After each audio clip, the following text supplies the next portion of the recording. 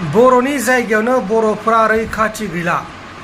बर'नि MCLA आरो EMफोर थाग्रा जायगा बा बर' बिथां थाग्रा जायगा बेबायदि जायगानि सिभिल हस्पिटालावनो समाय मथे डक्टर गैया। खुलुमबाय नोंथांमोनखौ बयखौबो बरायबाय। दिनै जोङो मोनब्रै मोनबासो आपडेटनि सायाव खोथा सावरायगोन। गिबियावनो जोङो मोनसे दुखुनांथाव खौरां आरो मुगैथाव खौरां मैयाहाय जालांनाय जाथाय। सासे हिनजावसा गथ' बर' हिनजावसा गथ' क्लास 6आव फरायबाय थानाय हिनजावसा गथ'खौ साब्रै मुस्लिमफोरा जिनाहारि खालामनानै 2 दान उदैयाव गथ' दोनदों आरो बे हिनजावसा गथ'आ दा गाज्रि थासारियाव दङ, ब्लिडिं जागासिनो, थै गगासिनो दङ। मैयाहाय थै गगासिनो दंमोन आरो मैयाहाय थै गनाय समाव रावबो डाक्टार गैयामोन RNB सिभिल हस्पिटालाव। क'क्राझाराव दै, क'क्राझार जोंनि दैदेनगिरिफोरनि थाग्रा जायगा बे क'क्राझारा। बेहाय जोंनि EM MCLAफोरा थायो आरो गायखंगिरि बर' बिथाङाबो थायो। बेबायदि जायगायावनो डक्टर मोजां गैया बा डक्टर गैया, टाइमाव टाइम डक्टर गैया होननानै जों मैया खोनादों। आरो हस्पिटालनि थासारिखौ मा बुंनो, गय जुमुदै गारनाय, गुटखानि जुमुदै गारनाय, गोबां दुखुनांथाव थासारि आरो टाइम मथे डाक्टारखौ मोनाखै। मैयाहाय माखासे आफाद गौथुमफोर जेरै बनसुनिफ्राय थांनायनि उनावसो डक्टरा फैदों होननानै मिथिनो मोननाय जादों। डक्टरफ्रा माबोरै दरमा लागासिनो दङ टाइम बाय टाइम हस्पिटालाव थायाबा? बे मोनसे जोबोर गिदिर सोंथि। आरो लोगोसे जाहैबाय दुथांफोर, साब्रै मुस्लिम दुथांफोर, बिसोरो सासे हिनजावसा गथ'खौ गोलाव समनिफ्रायनो हानजायारि जिनाहारि खालामबोगासिनो दंमोन आरो गथ'नियाव 2 दाननि गथ' दंमोन। बे 13 बोसोरनि हिनजावसा गथ'नियाव 2 दाननि गथ' दंमोन। आसरित। जोंनि बर' हारिनि माखासे बिमा बिफाफोरा गाव गावनि गथ'फोरखौ जेबो सामलाया नामा? गथ'आ बबेयाव थांदों, सोरजों गेलेहैदों, सोरजों माबा मोनसे जाहैदों नामा, बेखौ जेबो ताल लाया नामा? दा बेखौ ताल लानायनि समाव फैबाय। नोंथाङाबो नोंथांनि फिसाजोखौ अबेबा माबा मोनसे थांनाय नुदोंब्लाथाय सों, ताल ला, अबेयाव थांदों, माबोरै थांदों, सोरजों थांदों, सोरजोंबा दंहैयो नामा, एसे ताल ला, अब्लासो गासिबो जाथायखौ मिथिगोन।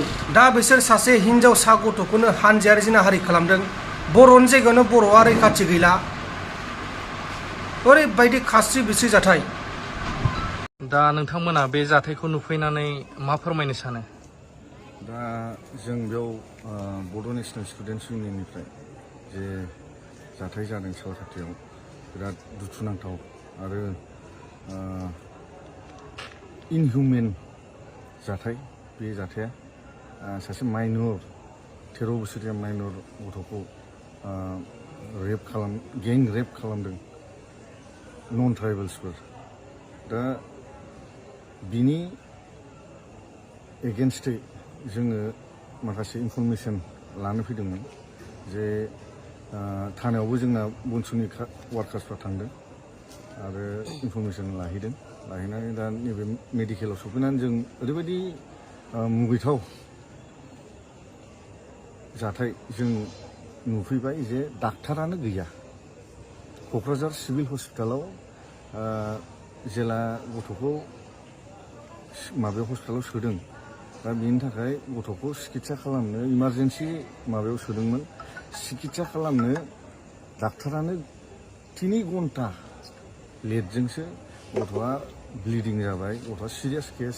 दा बेवहाय इमारजेन्सि डाक्टारबो हाबफैयाखै आरो 3 घन्टानि उनावसो सासे डाक्टार हाबफैदों। बे डाक्टारनि नामा जाहैबाय निहारिका। दा बेफोरबायदि गाफालिटि, बेफोरबायदि नेग्लिजेन्स जोंनि क'क्राझार सिभिल हस्पिटालाव जों दिनै नुफैबाय आरो जों बेखौ कन्डेम खालामो, स्ट्रंलि जों कन्डेम खालामो। जे जुदि बिदि जाबाय थायोब्ला जों बर' गथ'फोरखौ बेफोरबायदि गें रेप खालामनानै जुदि बिदि जाबाय थायोब्ला जों बनसुआ नेसनेल लेभेलाव जों धरना प्रदर्शन खालामगोन। आरो बे सिभिल हस्पिटालाव जुदि मेडिकेल लाइनाव जुदि डाक्टारानो मानसिफोरखौ सिकित्सा खालामनो गैयाब्ला बिनि एगेन्स्टैबो जोङो धरना लानांगौ, जों बाध्य जागोन। आरो थाबैनो दायनिगिरिफोरखौ हमनांगौ पुलिस एडमिनिस्ट्रेसना। जुदि हमाब्ला थाबैनो इमिडियेटलि 24 आवार्सआव जुदि बे दायनिगिरिफोरखौ हमाब्ला जों बनसुआ गोरानिफ्राय गोरा स्ट्रिक्ट एक्सन जों लागोन आरो लिगेलि डेम'क्रेटिकेलि जोङो